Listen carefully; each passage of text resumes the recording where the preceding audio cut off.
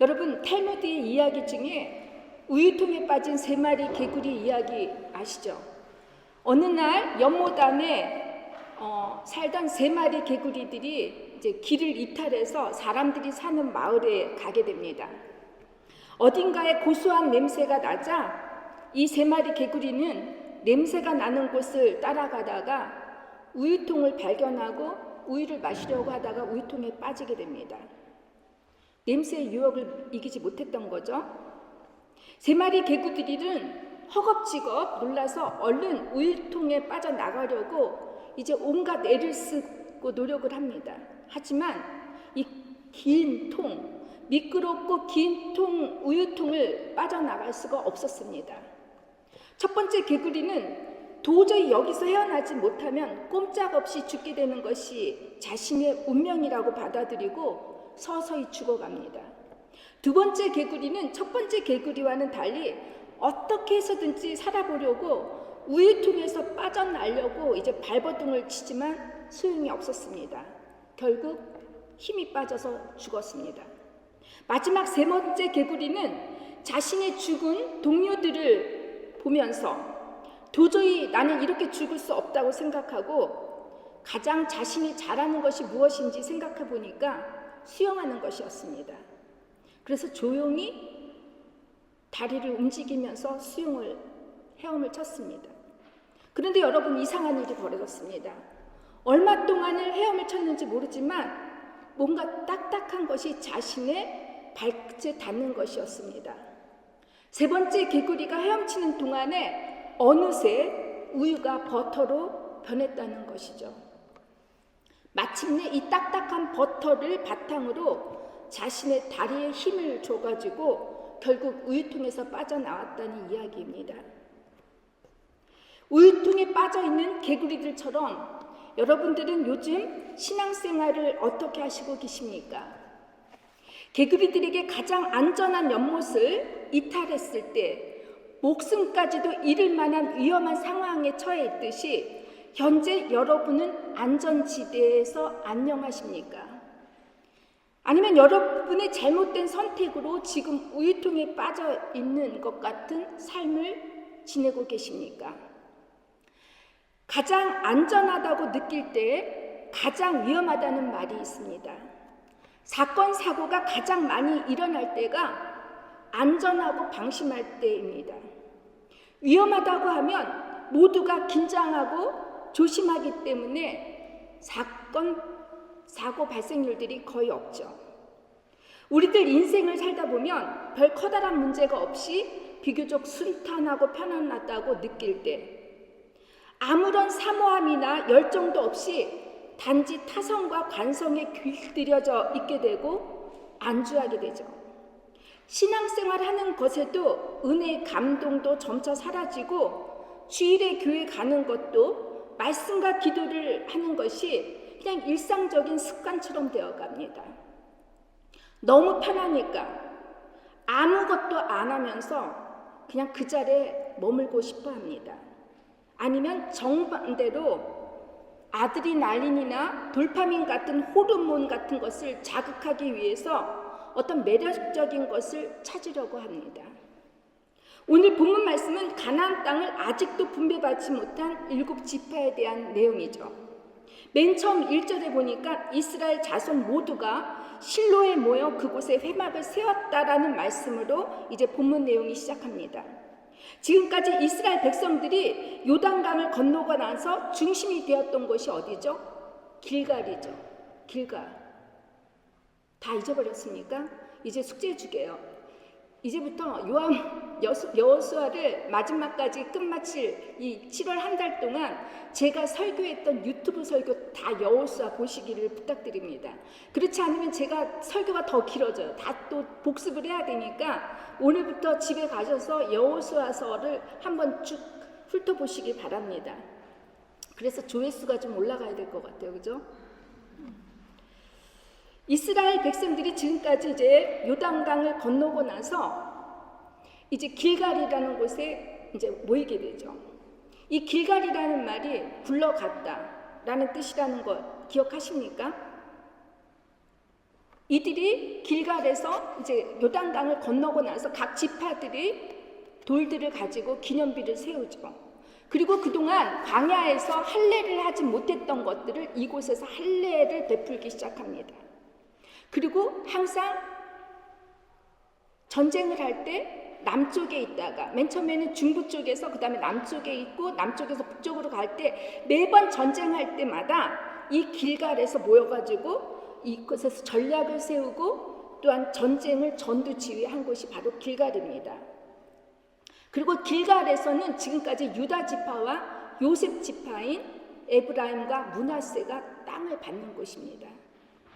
근데 여러분 갑자기 길갈에서 실로로 성막이 바뀌었다라는 것으로 오늘 본문이 시작하죠.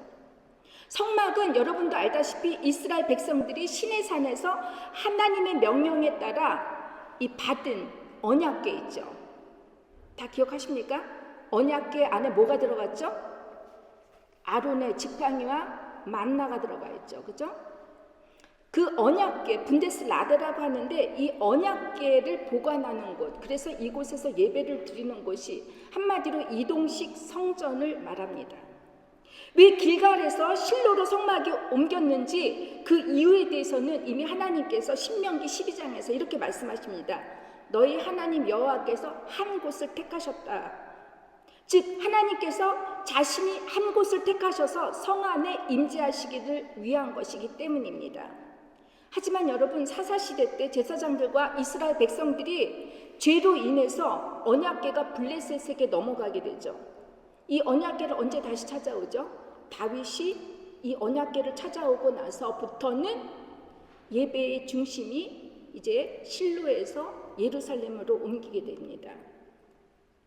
길갈에서 실로로 성막이 옮겼다는 것은 커다란 의미가 담겨 있어요. 지금까지 가나안 정복 전쟁의 이 실전 상황에서 이제 성막 중심의 예배 중심 생활로 바뀌었음을 의미하는 것이죠. 실로라고 하는 뜻처럼 안락, 안위, 평안, 이 평안, 이 예배를 통하여 결국 안정과 평화의 상태로 변했다라는 것이죠.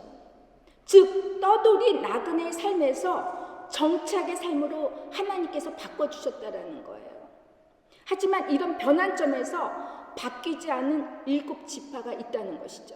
이 7지파는 아직도 땅을 받지 못한 상태에 있는 것입니다. 왜 이들이 땅을 받지 못했을까요? 왜 이들 지파들이 무엇을 했기 때문에 땅을 분배받지 못하고 있는 것일까요? 그 이유는 첫 번째, 타성에 젖어 변화를 원하지 않는 안주함 때문입니다. 3절에 보니까 여호수아가 7지파에게 언제까지 땅을 차지하러 가는 것을 지체하려 하느냐라고 이렇게 야단을 칩니다. 여기서 지체하다는 히브리말 라파인데 여러분 이 라파 다 아시죠? 이 라파가 여호와 라파, 치료의 하나님, 그 치료인데 이 발음은 라파지만 이 어원하고 이 발음이 같지만 끝에 이 철자가 달라요.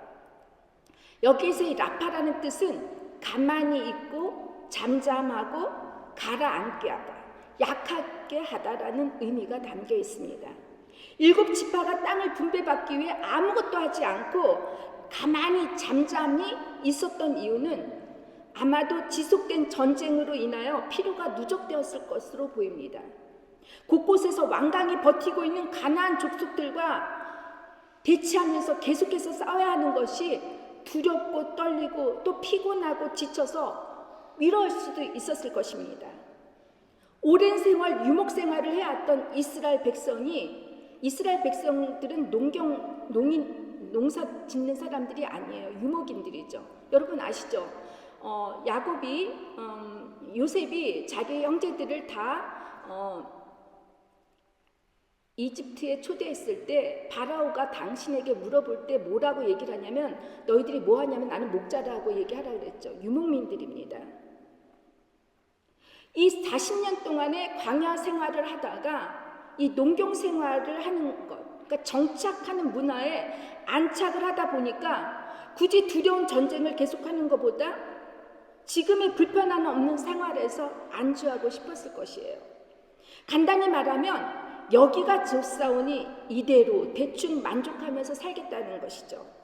적당히 주변과 타협하면서 편안히 살고 싶었을 것입니다. 여러분 중에 그런 분이 계실 거예요. 아니, 좀 편하게 쉬면서 사는 것이 뭐가 나쁘냐고 이렇게 반문하실 수 있어요. 맞습니다. 전혀 나쁘지 않죠. 그런데 여러분, 이 안주함에는 독이 담겨 있습니다. 그것이 바로 게으름이에요. 지체하느냐라고 하는 이 말에, 라파의 말에는 게으르다는 말이 들어가 있습니다. 가족들이 속을 썩이고 직장 문제로 어렵게 되고 갑자기 건강하던 몸이 아프고 경제적으로 여러 가지 어려움이 부딪히게 되면 보통 한 번이라도 하나님의 은혜를 체험한 사람이라면 마치 전쟁에 민감한 사람처럼 주님만 붙잡죠. 주일 성수는 물론이거니와 성경 공부, 큐티, 기도 등 아주 열심히 합니다. 안 하던 새벽 기도까지 해요. 우리나라에서 보면은 20대 되면 교회는 물론이고 이 절 안에서도 이 새벽 기도에 참석하려고 부모님과 고3 학생들이 가득 채워진다고 합니다. 죽기 아니면 까무러치기로 열심히 주님께 매달리죠. 우리만 그럽니까? 다른 신앙 없는 사람들도 막 그냥 무당 찾아가고 돈 막 굿하고 그러지 않습니까? 몇 천만 원 내면서? 근데 여러분, 물론 우리들은 그런데 그렇게 하지 않는 분도 있어요. 이왕이면 이게 깰사라 하는 사람도 있는데 저는 그런 사람들이 되게 용감하다고 생각하는데 보통이면 주님 앞에 올인하죠. 그러다가 여러분 막상 모든 어려운 문제들이 해결되면 어떻게 되죠? 입시가 끝나면 새벽 예배가 텅텅 빈다고 해요. 새벽 예배 자리가. 일주일에 한 번 예배를 드리는 것도, 그래서 교회를 가는 것도, 매일 말씀을 보고 큐티와 기도하는 것이 일처럼 느껴지죠. 너무 내가 그동안 열심히 올인하고 살았으니까 이제는 좀 쉬어야겠지. 이렇게 하고 그러다 보면 이제 긴장감이 풀리고 느슨해집니다. 옛날에 유튜브에 그냥 말씀 보려고 이것저것 뒤지다가 이제 재미가 없으니까 내가 좋아하는 프로그램 유튜버 찾아가지고 그거 보면서 희낙낙하죠. 아주 간이 배밖에 나온 분들입니다. 배짱이 두둑해서 그런지 인생의 위기가 고난이 찾아왔음에도 문제의식은커녕 아무것도 느끼지 못하는 분들이 있습니다. 보통 자신이 해야 할 일을 미루거나 하지 않는 사람들을 게으르다라고 하죠. 게으른 사람들은 이렇게 노래를 하죠. 내일 할 일을 절대로 오늘 하지 말고, 앉아서 할 일을 절대로 서서 하지 말고, 누워서 할 일을 절대로 앉아서 하지 말자라고 이렇게 노래를 부르죠. 이런 특징을 갖고 있습니다. 하지만 여러분, 이들을 가만히 보세요. 정말 게으른 사람들입니까? 여러분 자녀 보세요. 온라인 게임 좋아하는 사람, 또 온라인 게임 좋아하는 남편들 보세요. 밤새 합니다. 하라는 공부하지 않고 밤새 온라인 게임 하죠. 근데 여러분, 컴퓨터나 핸디가 고장이 났다고 생각해 보세요. 난리가 나죠. 이거 고쳐보려고 여기저기 뛰어보고 전화하고 난리가 납니다. 그죠? 아주 열심을 내죠. 정말 부지런해요. 왜 그렇습니까? 자기가 좋아하는 것을 하니까 그렇지 않습니까? 영적으로 게으른 사람도 마찬가지예요. 자기가 좋아하는 일에는 아주 열심을 내는데 주님의 일이라고 하면 시간이 없어. 지금 바빠. 나중에 하지 뭐. 오늘 안 하고 내일 기도해도 돼. 오늘 큐티 안 했으면 일주일 몰아가서 한꺼번에 하면 되겠지. 이렇게 핑계를 대지 않습니까? 우리들 중에는 모태신앙인 분들이 계셔요. 이분들의 특징은 그다지 열심이 없어 보여요. 어려서부터 주일 성수를 하지 않으면, 또 무엇 하지 않으면 너희들 지옥 간다는 말을 어디서 이렇게 귀 따갑게 들었기 때문에 이제 지옥 가는 건 무서워요. 그래서 어느 성까지는 내가 지켜요. 근데 그 이상을 요구하면 어떻게 하죠? 저는 모태신앙인데 못해입니다. 못합니다. 그래서 못하는 신앙인들로 변하죠. 우리들 중에 대부분은 적당하게 믿으려고 합니다. 너무 열심도 너무 게으름도 아닌 중간 정도 신앙생활을 하려고 합니다. 너무 열심히 올인하면 무슨 열성 기독교인처럼 미친 사람처럼 보이는 것이 부담스럽고, 또 아무것도 안 하기에는 그저 양심이 괴로워서 자신들의 경계 라인을 정해놓고 신앙생활 하시는 분들이 있습니다. 이런 분들을 보게 되면 점점 신앙생활 하는 것이 이제 관성과 습관에 젖어들게 되고 안주하는 모습을 봅니다. 그러다 보면 신앙생활 하는데 여러분 어떠한 느낌도 감동도 변화가 없어요. 이것이 여러분 영적 게으른 상태입니다. 관성의 법칙에는 힘을 가하지 않으면 물체는 정지해 있습니다. 뭔가 힘을 가해야만 이 관성이 깨지고 속력이나 운동 방향이 변하죠. 여러분, 이 관성 법칙을 우리들은 기독교인들은 대부분이 그러죠. 고난이라고. 여러분, 영적 전쟁은 멈춰서는 안 됩니다. 늘 사탄은 우는 사자와 같이 두루 다니며 호심탐탐 산길차를 찾아다니기 때문에 서 있을 때 넘어지지 않도록 조심해야 하는 것입니다. 신앙적으로 안전하다 편안할 때가 이 무방비 상태이기 때문에 여러분 아주 위험합니다. 다윗이 자신의 충신이었던 우리야 장군의 아내인 바세바를 겁탈하고 그것이 들통날까 봐 우리야 장군을 살인하고 살인 교사할 때가 언제인지 아세요? 이 암몬 족속과 전쟁 중이었을 때예요. 그는 자기의 충신인 요압 장군에게 전쟁을 맡기고 예루살렘 궁전에서 홀로 남아서 옥상에 앉아서 쉬고 있을 때 이때 돌이킬 수 없는 죄를 진 거죠. 이 다윗이 솔로몬이 1000명의 궁녀를 가지고 있었다면 다윗도 엄청나게 많은 궁녀를 가지고 있었는데도 불구하고 그 한 여자, 그것도 유부녀, 모욕하는 모습을 보고 견디지 못해서 죄를 짓게 되지 않습니까? 인생의 풍파가 없을 때 믿음의 열심이나 간절함이 사라지고 어느새 관성과 습관화가 되어 갈 때 여러분은 혹시 내가 영적으로 게으르고 온 것은 아닌지 항상 묻고 돌이켜 봐야 합니다. 이때가 어떻게 보면 여러분에게 가장 신앙의 큰 위기가 될 수 있기 때문이에요. 우리가 규칙대로 밥을 먹고 자동차에 규칙대로 기름이 떨어지면 주유하듯이 여러분 일상생활 하는데 우리가 해야 할 것들, 영육을 건강하기 위해서 해야 할 것들을 하지 않는 것이 게으른 것입니다. 제가 또 개구리 얘기를 해서 죄송한데 여러분 다 아시는 얘기예요. 개구리를 삶을 때 뜨거운 물에 그냥 개구리 집어넣으면 개구리가 팍 일어나서 도망을 가는데 서서히 찬물에서부터 끓이면은 여러분 개구리가 서서히 죽는다고 해요. 모르는 거죠, 뜨거움을. 마찬가지입니다, 여러분. 여러분의 눈에는 보이지 않는 영적 전쟁이 늘 우리에겐 계속되고 있습니다. 가만히 안주하고 있을 때가 아니라는 말이에요. 여러분이 받아야 할 분깃을 받지 못하는 이 게으름이 어리석은 신앙으로 하게 되고 결국은 하나님으로부터 멀어지게 만들기 때문이죠. 두 번째, 7지파가 지체하는 이유는 영적 지도자가 없었기 때문입니다. 요르단 강을 건너서 요르단 서편에 들어섰을 때 제일 먼저 유다 지파가 땅을 정복하죠.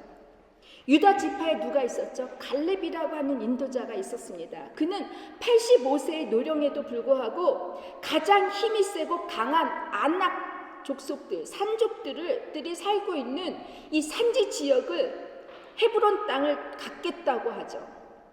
갈렙은 가나안 땅에는 이 비옥하고 물이 풍부한 좋은 지역들이 많음에도 불구하고 이 헤브론 땅을 향하여 이 산지를 내게 주소서. 여호와 당신이 함께 하시면 여호와의 말씀대로 그들을 쫓아내겠다라고 헤브론 땅을 요구합니다. 그로 인하여 유다 지파들은 자신들의 분깃의 땅을 받습니다. 또 에비람 지파에는 누가 있죠? 두말할 것도 없이 여호수가 있지 않습니까? 요셉 지파인 에브라임과 므낫세 지파가 가나안 땅에서 가장 좋은 땅을 받았음에도 불구하고 이 두 지파는 자기네들이 한 붓깃밖에 받지 못했다고 불평을 하니까 여호수아는 그들에게 어떻게 하죠? 너네들이 더 땅을 갖고 싶니? 그렇다면 브리스 족속과 르마임 족속들이 살고 있는 그 산지에 올라가서 아무도 개척하지 않는, 개간하지 않은 땅을 개간하고 개척해서 그 땅을 차지하라고 얘기합니다. 결국 에브라임 지파, 므낫세 지파도 그 땅을 차지하죠. 하지만 나머지 7지파에게는 이렇다 할 만한 지도자가 없었습니다. 독일 사람들이 가장 싫어하는 단어가 뭔지 아세요? 그것은 지도자, 리더, 인도자라는 말입니다. 독일 사람들은 자신들이 지도자 한 사람을 잘못 선택해서 맹정한 그 결과에 얼마나 이 독특한 대가를 치러야 하는지 잘 알고 있기 때문에 리더, 이런 말 여러분 듣기 힘들 거예요. 그럼에도 요즘 세계 정치를 보고 한국의 정치 상황을 보면 지도자 한 사람이 얼마나 중요한지 모릅니다. 어디 나라뿐입니까? 직장은 말할 것도 없고 학교나 사회 곳곳에 리더자 한 사람 때문에 그룹 전체가 엉망이 되는 일이 수없이 일어나고 있습니다. 수많은 교회들이 교회 목회자 한 사람으로 인하여 속수무책 갈라지고 무너지는 소식들이 하루가 멀지 않을 정도로 우리가 듣고 있지 않습니까? 얼마 전에 우리 장로교 교단에서 우리 김정현 목사님의 출신 교단의 총회장이 이상한 짓을 해가지고 이게 인터넷에서 떠돌고 정말 부끄러운 일들이 계속해서 일어나지 않습니까? 구약 성경 전체를 보세요. 이스라엘의 왕조의 역사를 보더라도 정말 이상적인 지도자나 인도자라고 할 만한 왕들이 거의, 그리고 제사장들이 거의 없었습니다. 이들의 부정부패로 인하여 백성들이 죄를 짓게 되고 결국은 이들 어떻게 되죠? 바벨론의 포로로 끌려가게 되고 고통을 받지 않습니까? 우리가 학교 다닐 때 리더십의 유형에 대해서 배운 적이 있습니다. 리더십에는 소위 권력형이 있고 권위형이 있고 민주형이 있고 자유분방형이 있고 카리스마적인 이런 형들이 있다고 합니다. 근데 사람마다 선호하는 그 리더형이 달라요. 제가 우리 교회에서 와서 보니까 어떤 분들은 저처럼 아예 리더 같지 않은 처럼 행동하는 사람을 좋아하는 사람이 있는가 반면에 어떤 사람은 정말 권위적이고 시키면 해야 되는 그런 리더형을 좋아하는 사람들이 있는 것 같아요. 저는 사실 리더자, 지도자라는 생각을 여러분 알겠지만 가진 적이 거의 없어요. 근데 오해하지 마세요. 그렇다 해서 제가 책임의식이 없는 것은 아닙니다.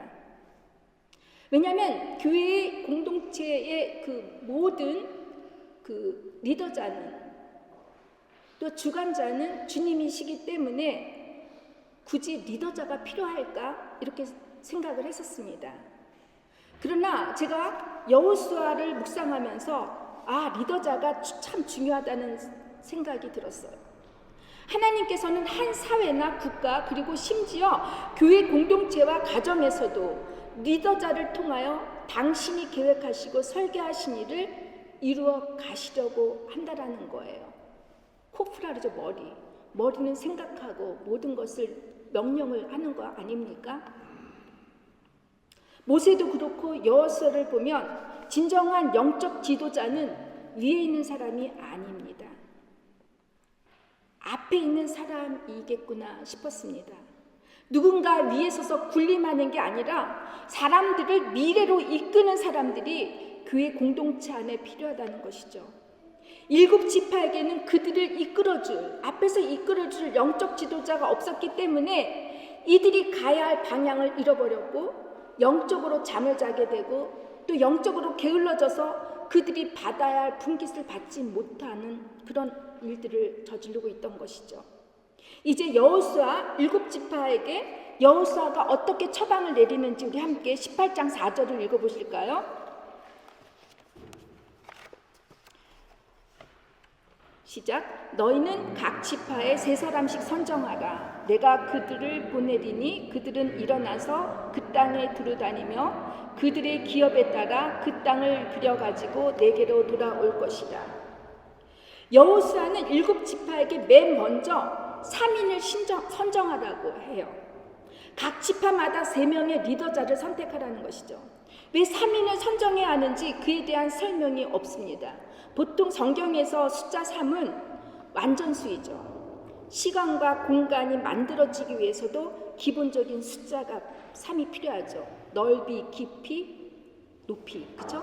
공간. 제가 독일 학생들을 데리고 수련회를 갈 때 규칙을 세웁니다. 너희들이 외출할 때 꼭 3사람씩 한 조가 되어서 나가라고 얘기를 해요. 3명 중에 1명이 무슨 일이 일어날 때 그 1명은 그 속에 그 아이와 함께 있고 다른 1명은 저에게 연락을 취하라고. 이래서 항상 아이들이 다닐 때 3명이 한 조가 돼서 다니라고 말합니다.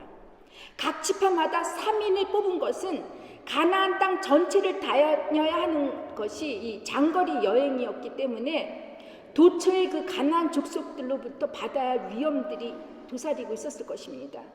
무엇보다도 땅을 측량하고 그릴 때 3인이 필요했을 거라고 봐요. 아주 오래전에 이 땅을 측량할 때 밧줄을 사용했다고 합니다. 그래서 이집트에서는 이 측량사를 밧줄을 푸는 사람이라고 이렇게 불렀다고 해요. 줄을 잴 때 3사람이 필요한 거죠. 목적을 설정해야 되고 그 목적에 가 있는 사람이 서 있어야 되고 그리고 거리를 재죠. 밧줄을 줄을 재야 되겠죠. 그리고 다른 3번째 사람은 어떻게 하죠? 기록하고 그림을 그려야겠죠.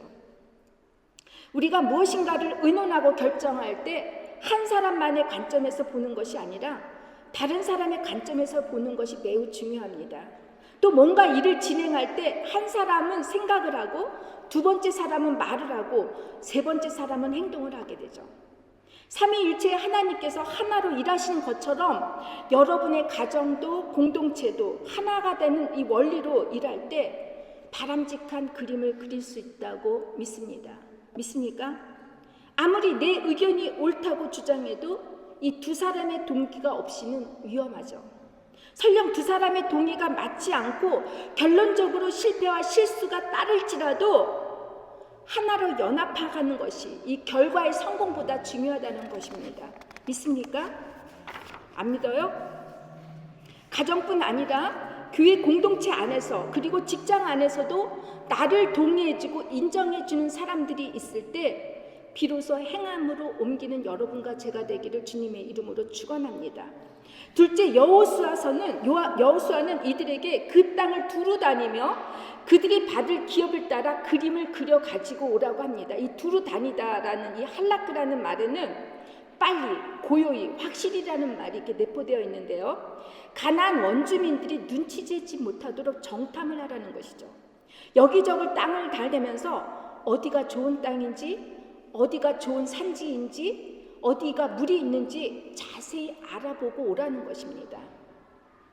요세푸스 같은 역사가는 이들이 이 땅을 정탐하는 일이 70일간 걸렸다고 하는데 글쎄요. 자, 이 말이 무슨 말이겠어요? 사전 준비를 잘하라는 뜻입니다. 너네들 사전 준비를 잘해야 돼. 그리고 와야 돼. 우리는 무언가를 하기 전에 먼저 계획을 세우죠. 치밀한 준비를 합니다. 그렇게 안 하시는 분도 있어요. 그죠? 믿음으로 정성스러운 예배를 드리기 위해서 여러분, 제가 이 설교를 준비하기 위해서 정말 설교를 준비하는 게 애 낳는 것보다 그만큼 힘들어요. 우리 서지훈 선교사님께서 저에게 카톡으로 목사님 7월 8월을 좀 제가 쉬게 해달라고 하셨습니다. 그러고선 저한테 놀랍다고 일주일마다 설교하는 것이 이게 쉽지가 않아요. 믿지 않으시는 분은 다음 주부터 이 자리에 서서 설교해 주시기 바라요. 여러분, 기도도 찬양도 우리 모두가 준비를 해야죠. 하나님께서는 준비된 자 사용하신다고 아무런 준비를 하지 않은 사람은 마치 기름을 준비하지 않은 그 어리석은 열처녀와 같습니다. 받아야 할 좋은 분깃, 땅을 받지 못하고 아쉬워하고 나중에 통곡하고 후회하는 일이 있다라는 것이에요. 그러니까 여러분은 무엇을 할 때 정말 준비 잘 하셔야 합니다. 사모하는 마음이 있으면 준비하게 돼 있어요. 그냥 허겁지겁 뭐 이렇게 하다 보니까 2시 넘었네, 빨리 교회 가야지 이러고선 무슨 분깃을 받겠습니까? 이렇게 땅을 보았으면 그림을 그리다, 이게 카다구라는데 묘사하다, 새기다, 기록하다라는 뜻이죠. 저는 시간이 있을마다 그림을 그립니다. 저희 집에 오신 분들은 다 아시겠지만 제가 그림 그리는 거를 참 좋아해요. 그래서 부활절 때도 제가 혼자 있는 게 너무 갑자기 실내니까 너무 이상해져가지고 우울에 빠질까봐 제가 밤새워서 그림을 3점을 그렸는데, 그리고 저는 시간이 날 때마다 바젤에 있는 예술관을 자주 갑니다. 여러분, 그림을 그리는 것은 내가 그리고 싶은 것들, 그리워하는 것들을 이 화폭에 담는 것이죠. 모든 그림에는 여러분 그 사람의 꿈이 들어가 있고, 그 사람의 비전이 있고, 그 사람의 생각이 들어가 있습니다. 이 그림 없는 인생을 부유한 인생이라고 하죠. 부유. 그러니까 부유가 부자가 아니라는 뜻이에요. 물결 치는 대로, 바람 부는 대로 정처 없이 떠도는 인생이 부유 인생입니다. 그래서 부유한 사람 되지 않으시기를 주님의 이름으로 부탁드려요. 하나님께서는 꿈이 없는 백성은 망한다고 하셨어요. 빌립보서에 보니까 너희 안에서 행하시는 이는 하나님이시니 자기의 기쁘신 뜻을 위하여 너희로 소원을 두고 행하게 하신다고 하셨습니다. 여러분, 뭔가를 하고 싶을 때 정말 수단과 방법 안 가리죠. 근데 우리 안에 주님께서 우리에게 소원을 주시고 꿈을 주시고 비전을 주셔서 이걸 하게 하신다라고 할 때 여러분 얼마나 이게 기쁜 일입니까? 여러분은 이 시간 제가 여러분께 묻겠습니다. 앞으로 여러분의 남은 인생을 어떻게 그리고 설계하고 싶으세요? 그림을 그리고 오라는 것은 여러분 또한 우리 자녀를 위함이죠. 그림을 그리라고 하는 말에는 기록하다, 자녀를 위해서 기록으로 남기다라는 뜻이 있습니다. 여러분은 여러분의 자녀를 위해 어떤 그림을 그리고 있습니까? 어떤 그림을 그리고 싶습니까? 저는 우리 주일학교를 위해서 벌써 그림을 다 완성했어요. 저는 그 그림 완성한 거를 위해서 매주 기도를 하는데, 여러분의 자녀를 위해서 어떤 그림을 그리고 싶고 어떤 꿈과 비전을 갖고 싶습니까? 여러분들이 자녀들을 위해 그린 그림들, 꿈과 비전들을 잘 기록해서 우리 자녀들이 이 다음에 자신의 경계를 이탈하지 않고 자신의 경계를 지켜가며 영적 전쟁에서 승리할 수 있도록 해야 되지 않겠습니까? 이 기록하다는 것은 말씀입니다. 우리 아이들이 장래 인생을 위해 어떤 말씀으로 기록을 남기시기를 원합니까? 여러분, 저는 우리 아들에게 다니엘, 너는 세상의 빛, 세상의 소금이다라는 말을 그냥 귀가 따갑게 얘기를 합니다. 여러분, 따갑게 하는 주님의 말씀 있습니까?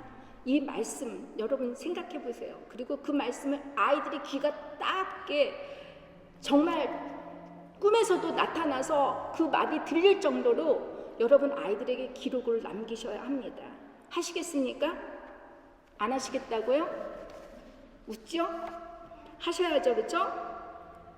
오늘부터 여러분들 자신이 장래 그리고 싶은 그림, 그리고 우리 자녀들의 생명을 살릴 수 있는 꿈과 비전, 이 말씀들을 잘 그리고 잘 기록해 주시기를 주님의 이름으로 축원합니다. 저는 제 아들이 의대를 가기 전에 11학년 때 어느 날 갑자기 이 아이를, 제가 기도를 참 많이 했어요. 그냥 아이들 위해서 기도할 때마다 제가 참 눈물을 많이 흘리고 기도를 했는데, 11학기 때 얘가 비올로기가 뭐죠? 생물, 그렇죠? 생물을 하는데 그때 얘가 무슨 이제 그 양의 그 성기를 아나토미가 뭐지 이거 해부를 했는데, 그러면서 저한테 와서 하는 말이, 마마 자기가 이걸 해보는데 되게 재밌었다는 거예요. 근데 저는 우리 아들에게 사실 의학은 생각을 하지 않았어요. 얘가 말을 잘하고 독일어를 잘하고 이래서 특파원이나 신문기자 아니면 법학이나 아니면 목회하는 게 참 좋을 것 같다고 생각해서 이쪽 방향으로 저는 그림을 그리고 있었는데, 이 아이가 한다는 말, 마마 자기가 의대를 가서 의사가 돼보는 건 어떨까라고 얘기를 하더라고요. 그래서 제가 그래, 그럼 그렇게 해보라고 얘기를 했습니다. 그리고 났는데 얼마나 놀라운 일이 벌어졌냐면, 제가 그러면서 다니엘, 너가 너의 성향에 맞는지 안 맞는지, 너는 피를 봐도 애가 까무러치는 애가 의대는 너한테 맞지 않는 것 같은데, 아무튼 너가 가서 한번 병원에 가서 실습을 해보는 게 어떻겠니? 라고 제안을 했는데, 여러분 어떤 일이 벌어졌는지 알아요? 이게 꿈을 위하여 기도를 하니까 갑자기 학교에 있는 선생님이 생물 선생님하고 물리 선생님이 다니엘을 오라고 그러더래요. 그러더니 물리 선생님이었던가 봐요. 다니엘, 내가 꿈을 꿨는데 갑자기 꿈속에서 너가 의사 실습을 해봐야 된다라는 꿈을 꿨다라는 거예요. 그러면서 이 선생님이 자기 친구가 디아코니센 병원에 거기에 셰프 의사니까 내가 그 친구한테 연락을 할 테니 너 방학 동안에 실습을 해보는 게 어떻겠느냐라고 이렇게 제안을 했다라는 것입니다. 여러분께서 우리 아이에게, 우리 자녀들을 위해서 꿈을 꾸신다면 욕심이 들어가면 절대로 안 돼요. 여러분의 욕심이 들어가지 않는 그 꿈을 꾼다면 분명히 주변에서 여러분의 자녀들을 하나님의 손에 이끌리심에 잘 자라게 할 것이라고 믿습니다. 꿈 꾸시겠어요? 안 꾸시겠어요? 꾸시겠죠? 아멘입니까? 그렇죠. 마지막으로 여호수아가 7지파에게 처방한 것은 하나님 앞에서 제비를 뽑아서 땅을 나눠주라는 것이에요.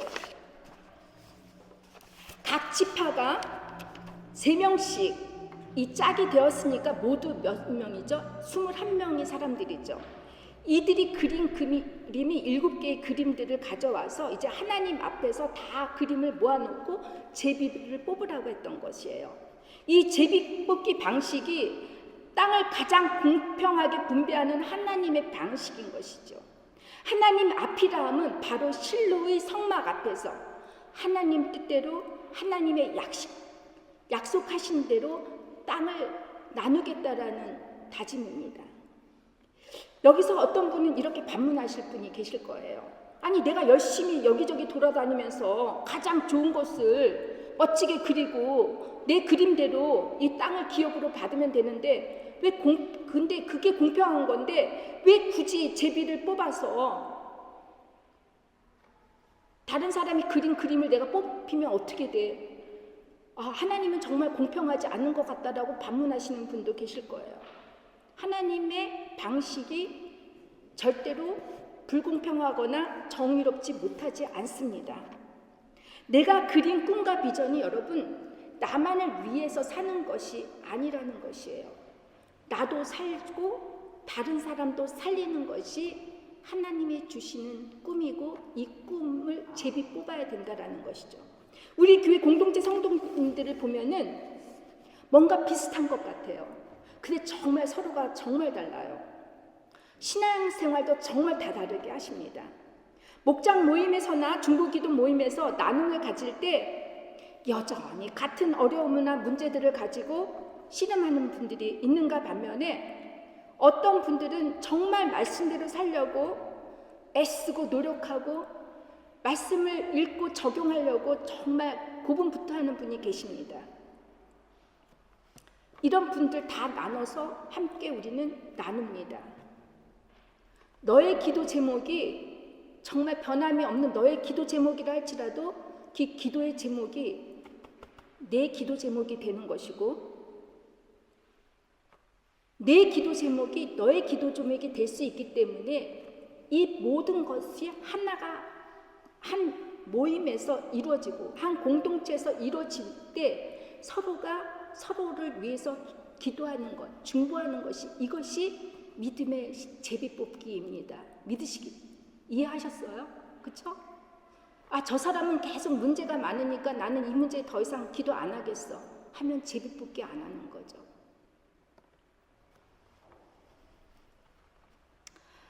우리가 이렇게 중보 기도를 이 제비를 뽑을 때 공평하신 하나님을 경험하게 돼요. 실수가 없으시고 완전하신 하나님, 모든 것을 협력해서 선을 이루시는 하나님을 우리가 경험하게 되고 이 하나님을 인정하고 고백할 수 있게 됩니다. 이것이 여러분 공동체의 제비 뽑기입니다. 이제 말씀을 맺겠습니다. 2024년도 이제 반년이 훌쩍 지나갔습니다. 지금으로부터 3,400년 전 이 이스라엘 각 지파가 땅을 분배받은 일이 오늘을 살고 있는 여러분과 저에게 어떤 의미가 있는 것일까? 왜 성경은 이 일을 많은 지면을 하라면서까지 상세히 나열하고 있을까? 이런 질문 갖게 됩니다. 여러분, 우리 인생은 끝없는 영적 전쟁과 다름이 없기 때문이죠. 여전히 정복해야 할 땅이 우리에게 있습니다. 정복한 축복의 땅이 내 분깃이 될 때까지 우리는 끊임없이 나와의 싸움, 나와의 영적, 육적 싸움을 해야 하는 것이기 때문에 여호수아의 말씀의 기록은 우리에게 이렇게 감동스럽게 남게 되는 것이죠.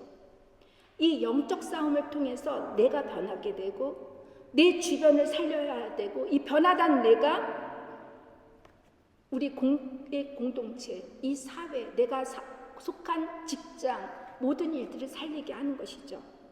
내가 여기가 좋사오니 하면서 안주하고 지체하고 있다면 여러분 정말 다시 한번 오늘 이 시간 돌이켜 보시기 바랍니다. 주님의 말씀처럼 다시 일어나서 내가 해야 할 일이 무엇인지 두루 다니며 새롭게 여러분의 꿈과 비전을 그려보시기를 바랍니다. 연초에 다짐했던 결단과 결심들이 그저 아무런 감동도 변함도 없이 신앙생활을 하는 이런 관성에 젖어 있더라면, 습관화가 되고 있다면, 또 이렇게 하는 장애물들이 무엇일까를 생각해보고 이 시간 성령님께 주님 이 장애물들을 제거해달라고 기도해 주시기 바랍니다. 이 시간 우리 모두 다 함께 여러분들이 꾸고 있는 꿈이 무엇인지, 정말 내가 내 자녀를 위해서 내 앞으로의 인생에 어떤 비전을 그릴지 이 시간 여러분 모두가 기도해 주시기 바랍니다. 그리고 여러분들을 방해하고 있는 이 관성에 젖어 있는 이 위험, 이 장애물들을 주님 이 시간 제거해 달라고 기도해 주시기 바랍니다.